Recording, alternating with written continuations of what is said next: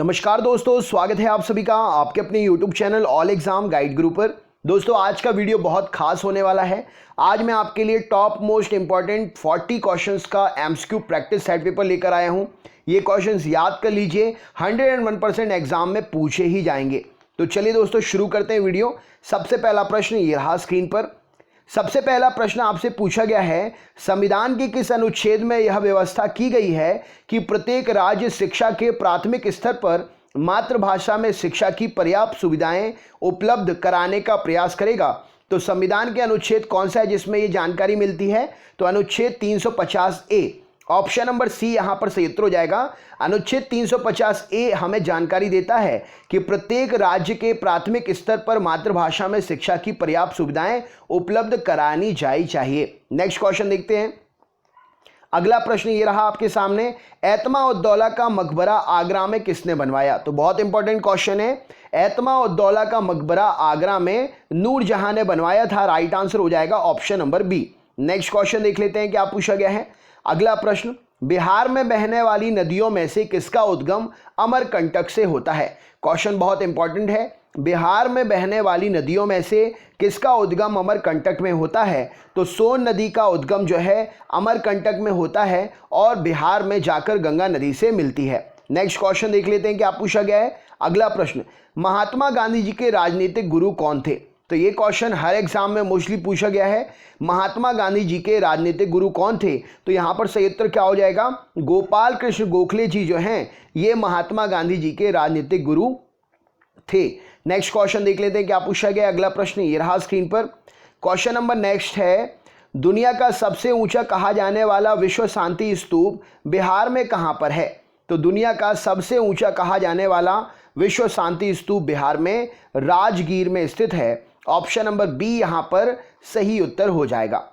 Next question देख लेते हैं क्या पूछा गया। अगला प्रश्न ये रहा आपके सामने, 1955 में गठित राजभाषा आयोग के प्रथम अध्यक्ष कौन थे? तो 1955 में गठित राजभाषा आयोग के प्रथम अध्यक्ष बीजी खरे थे। ऑप्शन नंबर ए यहां पर सही उत्तर हो जाएगा। वेरी इंपॉर्टेंट क्वेश्चन है ये। नेक्स्ट क्वेश्चन देख लेते हैं क्या पूछा गया। अगला प्रश्न, अगले प्रश्न में भारत में निम्नलिखित में से कौन सी सबसे लंबी नदी है? तो इन चार ऑप्शन में से देखा जाए तो गोदावरी जो है सबसे लंबी नदी है। नेक्स्ट क्वेश्चन देख लेते हैं क्या पूछा गया है। अगला प्रश्न ये रहा स्क्रीन पर। क्वेश्चन है, भारतीय कम्युनिस्ट पार्टी का अस्तित्व किस वर्ष में हुआ? तो भारतीय कम्युनिस्ट पार्टी, याद रखिएगा एग्जाम में पूछा गया क्वेश्चन है, भारतीय कम्युनिस्ट पार्टी का अस्तित्व ये 1921। ऑप्शन नंबर डी यहां पर सही उत्तर हो जाएगा। 1921 में भारतीय कम्युनिस्ट पार्टी का अस्तित्व हुआ।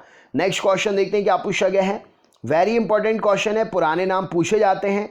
उज्जैन का प्राचीन काल में क्या नाम था? उज्जैन का प्राचीन काल में क्या नाम था? तो अवंतिका उज्जैन का प्राचीन काल में नाम था। ऑप्शन नंबर बी सही उत्तर हो जाएगा। नेक्स्ट क्वेश्चन देखते हैं, भारतीय संविधान के अनुच्छेद 344 के तहत प्रथम राजकीय भाषा आयोग का गठन हुआ था, किसकी अध्यक्षता में हुआ था? तो भारतीय संविधान के अनुच्छेद से रिलेटेड इंपॉर्टेंट क्वेश्चन है ये।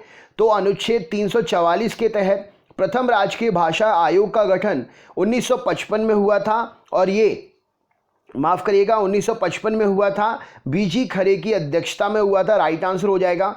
नेक्स्ट क्वेश्चन देखते हैं क्या पूछा गया है। अंतःस्थलीय अपवहन का उदाहरण कौन सी नदी है? जमीन के अंदर बहने वाली, आप समझ सकते हैं नॉर्मल भाषा में समझे तो अंतःस्थलीय अपवहन नदी का उदाहरण इनमें से कौन सा है? तो घग्गर नदी इस प्रश्न के लिए सही उत्तर हो जाएगा। अंतःस्थलीय अपवहन नदी का उदाहरण है घग्गर नदी। नेक्स्ट क्वेश्चन देखते हैं क्या पूछा गया है। साइमन कमीशन का भारत में आगमन किस वर्ष में हुआ? तो साइमन कमीशन जिसका बहुत विरोध हुआ था, भारत में आगमन साइमन कमीशन का 1928 में हुआ। ऑप्शन नंबर बी यहां पर सही उत्तर हो जाएगा। नेक्स्ट क्वेश्चन देखते हैं, उत्तर प्रदेश में जैन और बौद्धों के लिए प्रसिद्ध तीर्थ स्थल कौन सा है? Very important question. Uttar Pradesh में जैन और बौद्धों के लिए प्रसिद्ध तीर्थ स्थल कौन सा है? तो कौशाम्बी यहां पर सही उत्तर हो जाएगा। उत्तर प्रदेश में जैन और बौद्धों के लिए प्रसिद्ध तीर्थ स्थल कौन सा है? तो कौशाम्बी यहां पर सही उत्तर हो जाएगा। नेक्स्ट क्वेश्चन देख लेते हैं, दूधगंगा नदी निम्न में से किस राज्य में स्थित है? क्या उत्तर हो जाएगा इस प्रश्न के लिए। दूधगंगा नदी निम्न में से किस राज्य में स्थित है? तो दूधगंगा नदी जम्मू कश्मीर में स्थित है। राइट आंसर हो जाएगा। नेक्स्ट क्वेश्चन देखते हैं, पंजाब के भूतपूर्व lieutenant governor general O'Dwyer की हत्या किसने की थी? तो पंजाब के भूतपूर्व लेफ्टिनेंट गवर्नर जनरल ओडायर की हत्या उधम सिंह ने की थी। ऑप्शन नंबर बी यहां पर सही उत्तर हो जाएगा। राइट आंसर है उधम सिंह, इस प्रश्न के लिए सही उत्तर है। नेक्स्ट क्वेश्चन देखते हैं क्या पूछा गया है। श्री अरबिंदो आश्रम कहां पर स्थित है? श्री अरबिंदो आश्रम कहां पर स्थित है? वेरी इंपॉर्टेंट क्वेश्चन है। तो ये पौंडीचेरी में स्थित है। श्री अरबिंदो आश्रम कहां पर है? पौंडीचेरी में स्थित है। नेक्स्ट क्वेश्चन देखते हैं क्या पूछा गया है। कौन सी नदी ओडिशा में अपना डेल्टा बनाती है? तो ओडिशा में अपना डेल्टा महानदी बनाती है। Option number be very important question है। ऑलिव रिडले कछुए इसी नदी में आकर अंडे देते हैं, ये भी क्वेश्चन पूछा जाता है। अगला प्रश्न देखते हैं क्या पूछा गया है। ये रहा स्क्रीन पर अगला प्रश्न। भारतीय स्वतंत्रता के दौरान चर्चित पुस्तक इंडिया फॉर इंडियंस के लेखक कौन हैं? भारतीय स्वतंत्रता के दौरान एक बुक एग्जाम में जरूर पूछी जाती है।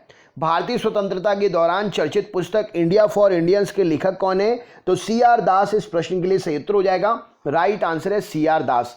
नेक्स्ट क्वेश्चन देखते हैं क्या पूछा गया। अगला प्रश्न ये रहा स्क्रीन पर। किस स्थान के खंडहर विजयनगर की प्राचीन राजधानी का प्रतिनिधित्व करते हैं? तो विजयनगर की प्राचीन राजधानी का प्रतिनिधित्व हम्पी के खंडहर करते हैं। ऑप्शन नंबर सी यहां पर सही उत्तर हो जाएगा। Next question. भारत की गंडक नामक नदी को नेपाल में किस नाम से जाना जाता है? तो भारत की नदी गंडक को नेपाल में नारायणी नदी के नाम से जाना जाता है। राइट आंसर है। नेक्स्ट क्वेश्चन देखते हैं क्या पूछा गया है। असहयोग आंदोलन शुरू करने के समय भारत के वायसराय कौन थे? वेरी इंपॉर्टेंट क्वेश्चन हिस्ट्री के टॉपिक से। असहयोग आंदोलन शुरू करने के समय भारत के वायसराय कौन थे? तो लॉर्ड चैम्सफोर्ड, इस प्रश्न के लिए सही उत्तर हो जाएगा। नेक्स्ट क्वेश्चन देखते हैं। निम्नलिखित नदियों में से किसको दक्षिण भारत की गंगा कहा जाता है? तो दक्षिण भारत की गंगा और दक्षिण की गंगा, इसमें बड़ा कंफ्यूजन होता है। तो यहां पर सही उत्तर हो जाएगा गोदावरी को दक्षिण भारत की गंगा कहा जाता है। नेक्स्ट क्वेश्चन देखते हैं क्या पूछा गया है। रामकृष्ण मिशन की स्थापना किसने की थी? Very important question. Ramakrishna Mission की स्थापना विवेकानंद जी ने की थी। विवेकानंद जी का बचपन का नाम क्या था? कमेंट बॉक्स में बता सकते हैं तो बताइए। गांधी जी किस गोलमेज सम्मेलन में भाग लेने के लिए लंदन गए थे? क्या उत्तर हो जाएगा? तो गांधी जी जो हैं दूसरे गोलमेज सम्मेलन में भाग लेने के लिए लंदन गए थे। तीनों गोलमेज सम्मेलन में किसने भाग लिया था बताइए अगर आपको पता है तो। निम्नलिखित में से कौन सी नदी चंबल में नहीं मिलती है?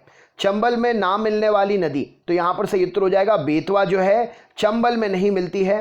राइट आंसर हो जाएगा ऑप्शन नंबर सी। अगला क्वेश्चन देखते हैं। अगला क्वेश्चन ये रहा आपके सामने।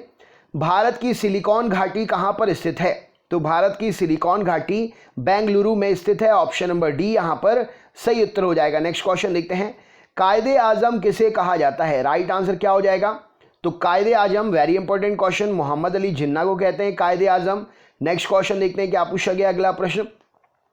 गंगा और ब्रह्मपुत्र की संयुक्त जलधारा किस नाम से जानी जाती है? तो गंगा और ब्रह्मपुत्र की संयुक्त जलधारा मेघना नाम से जानी जाती है। Right answer option number C. Next question देखते हैं। भारतीय संघ की आधिकारिक भाषा के रूप में संविधान द्वारा किसे मान्यता दी गई है? तो भारतीय संघ की आधिकारिक भाषा के रूप में संविधान सभा के द्वारा कौन सी भाषा को मान्यता मिली है? तो हिंदी भाषा को मान्यता मिली है। नेक्स्ट क्वेश्चन देखते हैं। कौन सा भारतीय स्वतंत्र भारत का पहला गवर्नर जनरल बना था? तो स्वतंत्र भारत का पहला गवर्नर जनरल सी राजागोपालाचारी बने थे। राइट आंसर हो जाएगा। नेक्स्ट क्वेश्चन देखते हैं। भागीरथी नदी कहां से निकलती है? नदियों का उद्गम, वेरी इंपॉर्टेंट, एग्जाम में पूछा गया है। तो भागीरथी नदी जो है गोमुख से निकलती है। ऑप्शन नंबर बी सही उत्तर हो जाएगा। नेक्स्ट क्वेश्चन देखते हैं। संविधान के किस अनुच्छेद के अंतर्गत हिंदी को राजभाषा के रूप में दर्जा दिया गया है? तो हिंदी को राजभाषा के रूप में दर्जा अनुच्छेद 343A के तहत दिया गया है। राइट आंसर हो जाएगा option number D. Next question देखते हैं क्या पूछा गया है। भारत एवं पाकिस्तान का विभाजन किस योजना के तहत हुआ है? क्या उत्तर हो सकता है इस प्रश्न के लिए? तो माउंटबेटन योजना के अंतर्गत भारत और पाकिस्तान का विभाजन हुआ। राइट आंसर है option number A. Next question देखते हैं। निम्न में से कौन सी नदी मध्य प्रदेश से निकलती है और खंबात की खाड़ी में गिर जाती है? तो बहुत पूछा जाता है ये क्वेश्चन। तो यहां पर सही उत्तर हो जाएगा माही नदी है। ऑप्शन नंबर सी, मध्य प्रदेश से निकलती है और खंबात की खाड़ी में मिल जाती है। इसके अलावा कौन सी नदियां हैं जो खंबात की खाड़ी में गिरती हैं बताइए। Next question. किसी भाषा को किसी राज्य की राजभाषा के रूप में अंगीकार करने का अधिकार किसे है?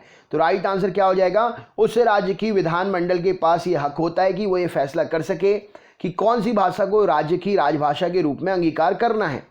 नेक्स्ट क्वेश्चन देखते हैं क्या पूछा गया है।